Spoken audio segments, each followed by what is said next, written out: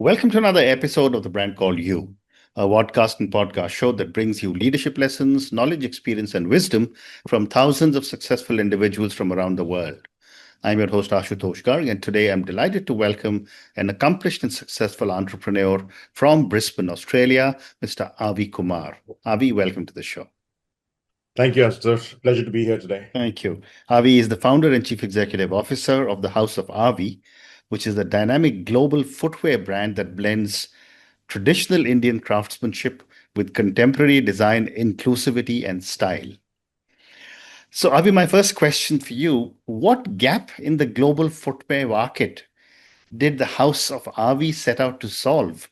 And how do you define the core identity of the House of Avi in one sentence? Um, I think I'll use an example.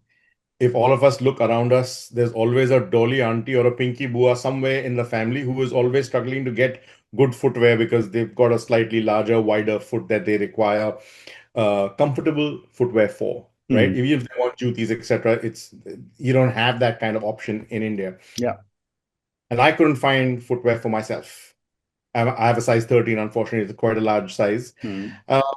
So that's the gap that we're literally operating in. We're making super extra large footwear for men and women who have larger, wider feet. Hmm. Okay. And our core identity is that we're the only global manufacturer, small enough, Hmm. who actually has a size chart that goes from size 4 to size 20. Yeah. Yeah. Amazing. Amazing. What does cultural fusion mean in practical terms within your product design and brand storytelling? I think cultural fusion is, I was born in India, but I came to study here and I stayed and I saw the Australian dream, and I'm living the Australian dream actually as a migrant, right? I have multiple businesses that I've started here. I'm a professional in my own career, um, as an industrial relations consultant. But footwear has always been something that I wanted to get into Hmm. as a business ever since I couldn't find sandals for myself. So I think the cultural fusion is that I'm using designs that I see in the Western world, and Australia is considered a westernized country. Hmm. Okay, I'm using designs that I inspire me from Hmm.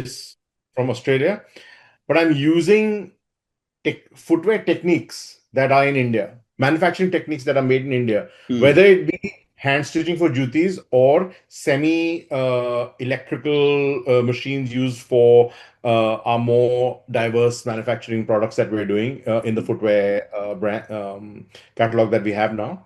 So I think that is the fusion that I'm concentrating on. Hmm. Hmm.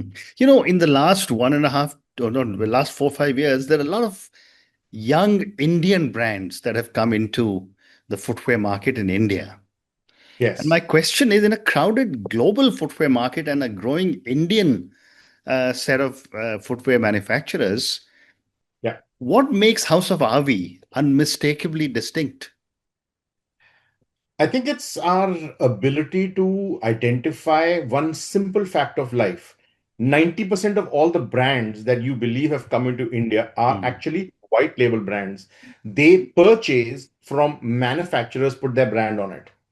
I see. Okay. Hmm. 5% of the market is like me. I'm actually a manufacturer. I have my own factory. So I Hmm. have my own quality control. I know what design I want. I know I can deliver exactly what I have envisaged. Hmm. And my technicians and artisans will make exactly that, the design that I want.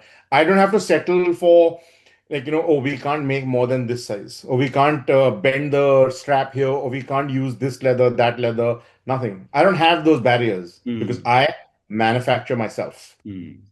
Amazing.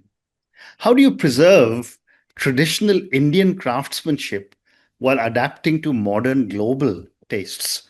And I've noticed one of the top global brands has just taken the chappal, the leather chappal, The Kolhapuri chappal, Kolhapuri chappal. Yes. The Prada fiasco. Yeah.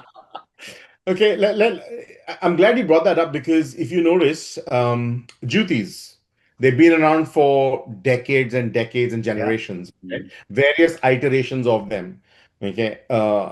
and depending on where they're manufactured in India, there's a particular name for them as well, both for male and female Yeah, the styles, right? I think how we're making how we're preserving the Indian craftsmanship is that when you manufacture when we make our jutis, it's all muscle movements. Yeah. Size 6 and 7, maybe 8 can be made by one person, but that person will not be able to make 9, 10, 11. I see. That person won't be able to give me my 11, 12, 13. There is no way Hmm. that Khan Saab, who does our 16 to 20, will be able to make 6, 7, 8. It's just not Wow. possible because Hmm. it's muscle memory. When you're cutting on an everyday basis, okay, and it's freehand cut. Duties is all freehand cutting, Hmm. unless when you get to our more serious styles of avarkas and loafers, etc., where it's machine cut. Okay, when you do duties, that's pure time-tested handcraft. Hmm. Very That's how interesting. we're keeping it alive. Very interesting. What role do artisans play beyond production? Are they part of the design evolution as well? Totally. Hmm. I fully support the feedback, the experience, the knowledge that our teams bring to us. Because Hmm. when I'm sitting with people like Khan Saab or Shamsher, okay, I'm sorry, I'm using these names and he'll No, be no, like, who are please, by all means. Yeah. Hmm. these guys have been with us since day dot, and they bring to us stories from their experience where they learned, okay, and said, "Ki, don't use water buffalo leather, use goat leather." Hmm. Okay, it's more durable, it's softer, people like it better, there's better feedback coming around it. Okay, sustainability in that area is much better for our global footwear. Don't use EVA soles, use, TPR rubber soles because their longevity just goes on and on and on like the Energizer Bunny. Okay, Hmm. so, we literally value that experience Hmm. and their input. And what we've come out with over the last few months, and in fact over the last couple of years, I would say is footwear that people are enjoying, people are buying all across the world. Hmm. Okay, and it's because of their input that we're able to make sure that our quality control remains strong. Amazing. What inspired your iconic Avirkaz sandals? I hope I've got the pronunciation right. And how do they reflect your brand philosophy? So I think the Avarkas are a Spanish influenced sandal. Okay, they originate from there. In India, we like to call it Avirkas behind Avi. Hmm. Uh, but I think it's a unisex sandal and it's so comfortable. And that's the first sandal I actually made for myself because I used to wear a lot of them when I was in Australia. Hmm. Okay. When I was in the outback Australia, it was hot, and in the summer times I never could find comfortable sandals, Hmm. and I've always preferred a leather sandal over any other material. Okay. So when I made that and I said, okay, this is a possibility. Okay. And I put the team together. We got artisans from across Uttar Pradesh to sit at the factory and say, okay, show us what you can do. And I think that has turned into one of our most sought after products is Hmm. the Avaka sandals. Hmm. Because internationally, it is the highest quantity selling sandal in the world, Wow. very popular in the Western world. Hmm. Somehow it's not as popular in India as yet, but I'm the only manufacturer in India making it. Hmm. Amazing. I must look for what it looks like. My next question. If you look Sorry. at if you look at my background, Yeah. Oh, the these are all colorful the sandals, Abercaz sandals, is it? Navakas, And these are unisex, you said. they're unisex. But see, these are in plain colors. Yeah. We've got them in almost 30 different printed designs as well. Hmm. Amazing. Amazing. Okay. I've learned something new today. Um, Avi, moving on, how do you approach the intersection of comfort, fashion, and durability in your designs? And I know a few minutes back you told me about broad toes, and Indians generally have broad toes, but is that something common around the world? Yes, and more so in the Western world where the physique is larger. Hmm. Okay, compared to the Western physiques, okay, the Indian physique is a little bit more petite. Correct. It's a lot stronger because we have to cater such a variety of seasons, etc. Mm, Okay, mm. but generally the Western physique is larger. But and these the comfort, fashion, durability. I think there are three non-negotiable pillars Correct. for anyone who's making footwear. These three things are constantly at front of mind, that any footwear that I'm making needs to meet these pillars, needs to Mm, meet these benchmarks. mm. Okay, whether it's ergonomic design, okay, whether it's eye-catching colors, eye-catching designs, okay. The key thing in the market today is how long is my pair of shoes, whether it's sneakers, whether it's sandals, whether it's Oxford from Batas, whether it's Naughty Boys for your kid that you're getting from Batas, or whether my footwear needs to last me as Correct. long as possible.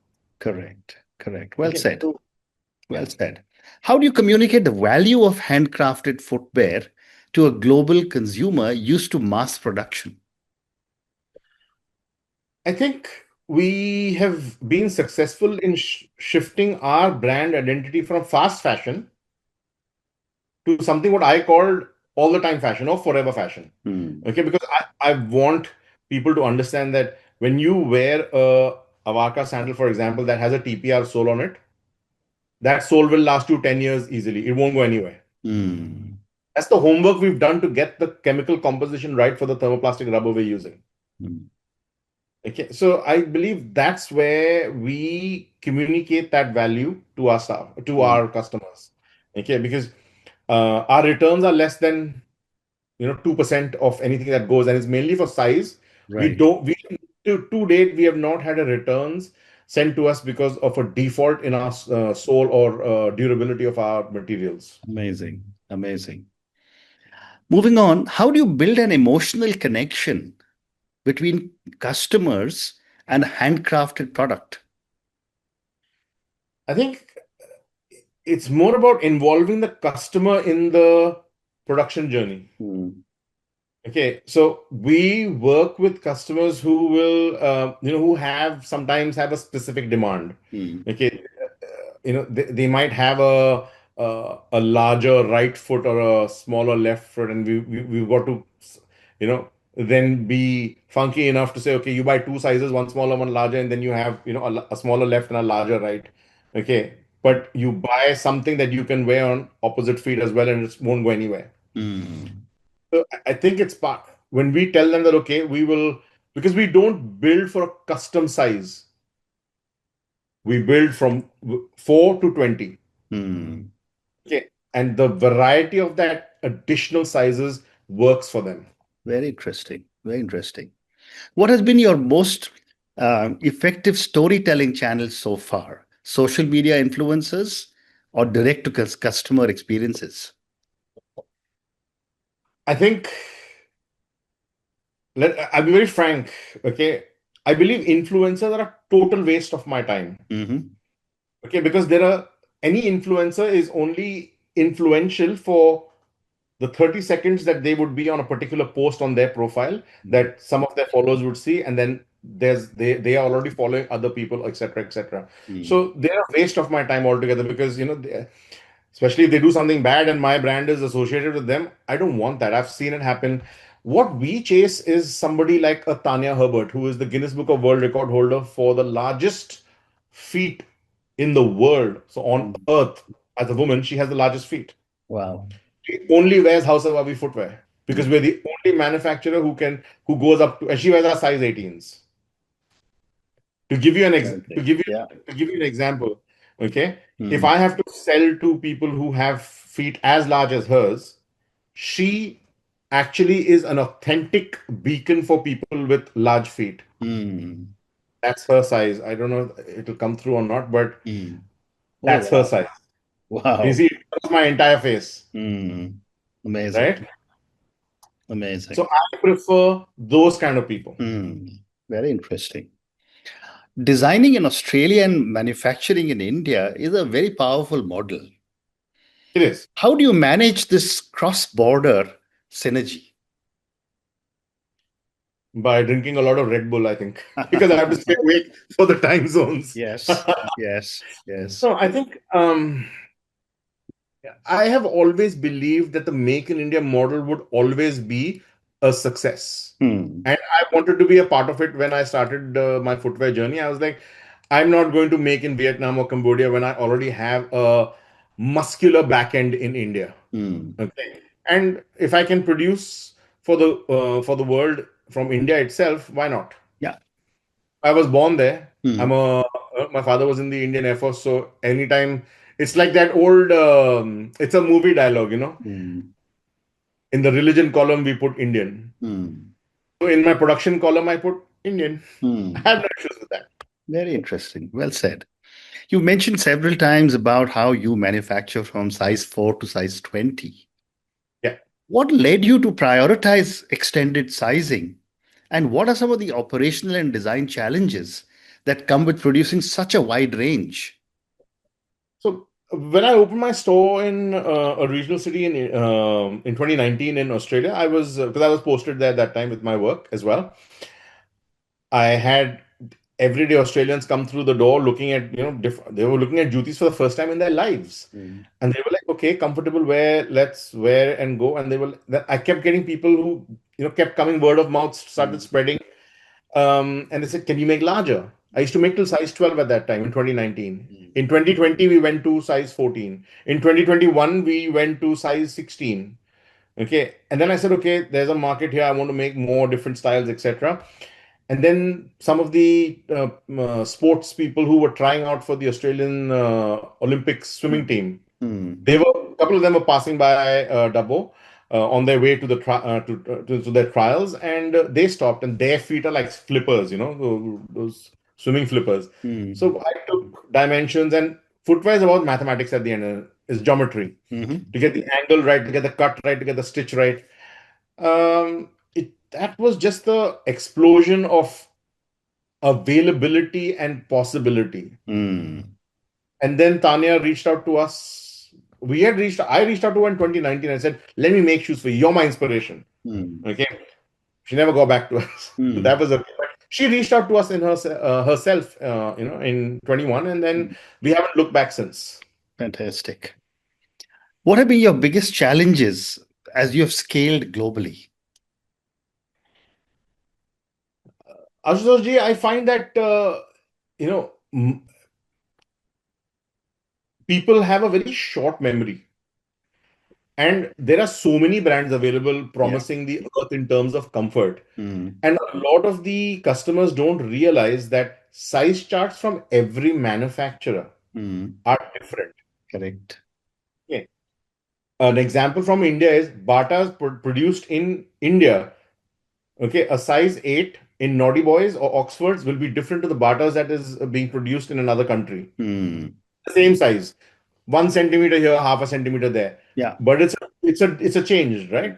And then Mm, you have US size, UK size, Australia follows both them, and now of course you're getting the Bharat sizing.